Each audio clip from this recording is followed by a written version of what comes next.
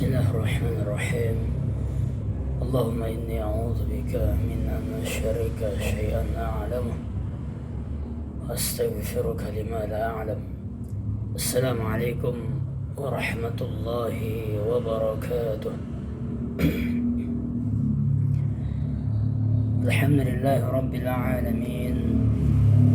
اللهم صل وسلم وبارك على سيدنا محمد وعلى آله وصحبه وذريته وسلم أجمعين. أما بعد، أوصي نفسي وإياكم بتقوى الله فقد فاز المتقون.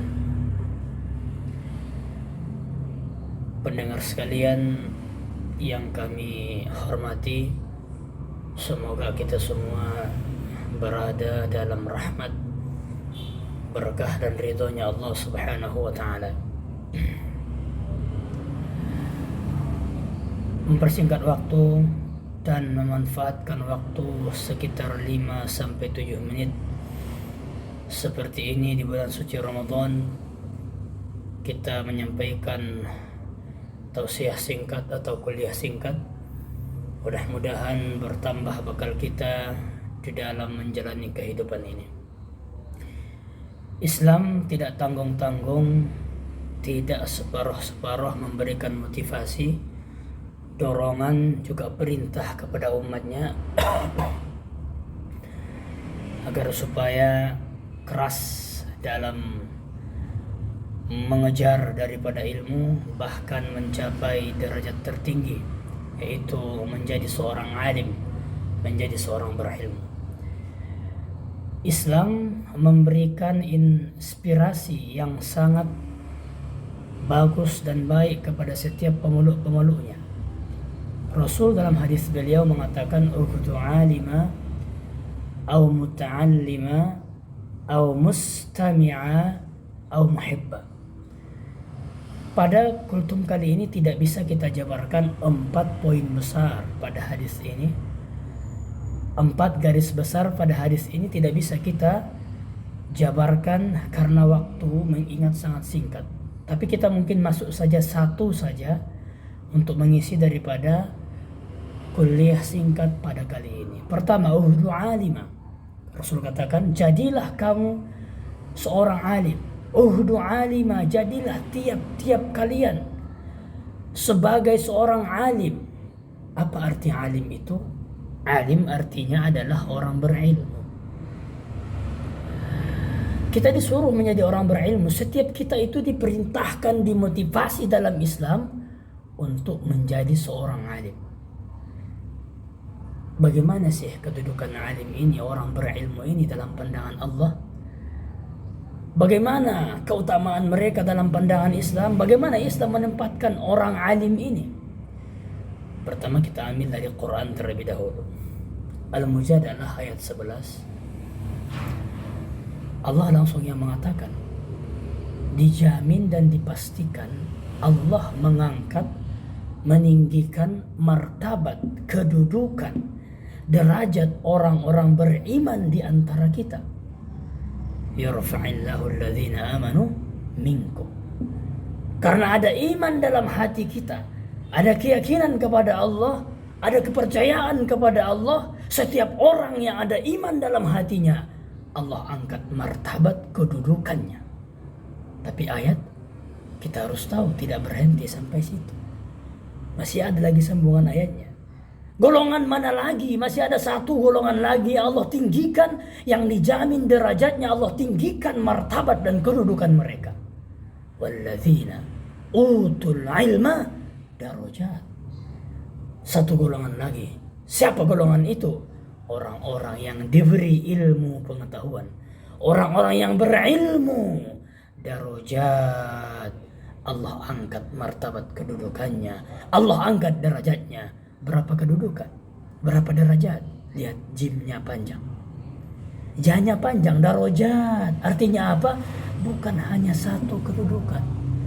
Bukan hanya satu derajat. Tetapi beberapa banyak daripada kedudukan, banyak derajat.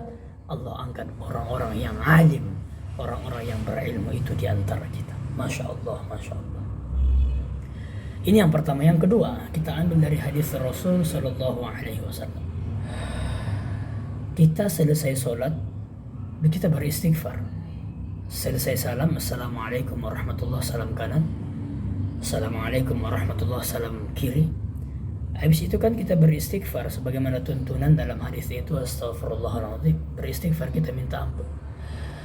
Astaghfirullahaladzim, astaghfirullahaladzim, astaghfirullahaladzim. Alladzi la ilaha illa huwal hayyul qayyum wa atubu ilaihi. Mana tahu ada kekhilapan dan kesalahan kita, kekeliruan dan kejanggalan yang kita lakukan di dalam sholat itu. Kita mohon ampun kepada Allah agar supaya Allah mengampuni kekhilapan kita tersebut. Sekaligus juga kesalahan di luar sholat kita, sebelum kita sholat di luar masjid, sebelum kita menginjakkan kaki ke atas sejadah, banyak kesalahan kita. Kita beristighfar kepada Allah selesai sholat. Kita minta ampun daripada kesalahan-kesalahan yang terjadi sebelum sholat itu pun. Tapi rumusnya kita lihat, ini konteks yang sangat menarik untuk kita cermati. Kita beristighfar itu untuk diri kita. Si A beristighfar untuk dirinya, si B beristighfar juga untuk dirinya. Lain nanti misalnya kasusnya imam membaca doa dalam mazhab Syafi'i. Imam berdoa itu untuk sekaliannya, makanya makmumnya itu mengaminkan. Tapi kalau istighfar itu tidak, istighfar itu masing-masing, makanya semuanya membaca istighfar. Jadi si A beristighfar, pribadi itu beristighfar, itu istighfar itu untuk dirinya, bukan untuk orang lain. Tapi sungguh orang berilmu itu tidak demikian, pendengar audiens sekalian.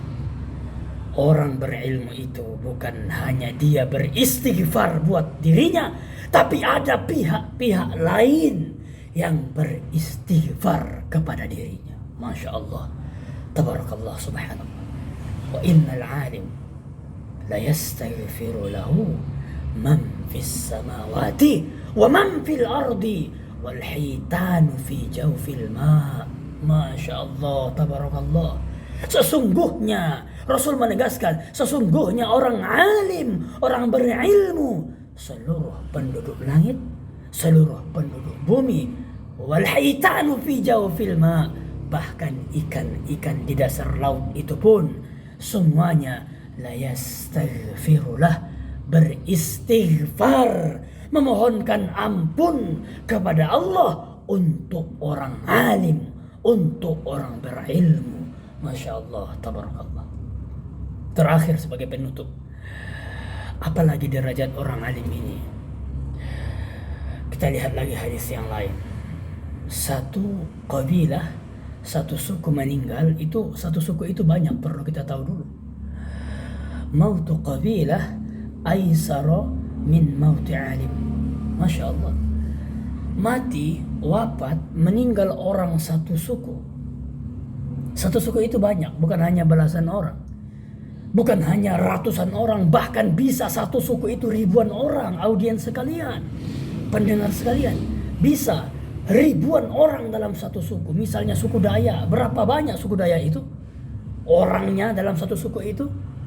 Suku Bugis di Sulawesi, berapa banyak orang dalam satu suku itu? Banyak. Tapi lihat kalimat Rasul itu, mautu qabilah, mati orang satu suku, aisaru, kematian itu lebih ringan, min mauti alim, daripada mati satu orang yang berilmu. Min mauti alim, lebih ringan kematian yang banyak itu daripada mati satu ulama, daripada mati satu orang alim, daripada mati satu orang yang benar-benar faham tentang agama ini. Inilah kedudukan alim itu dalam pandangan Islam. Ayo, mari kita cetak diri kita, juga keluarga kita, juga anak cucu cicit keturunan kita menjadi orang-orang berilmu, karena inilah derajat yang paling tinggi dalam hadis yang kita sampaikan ini. Semoga bermanfaat.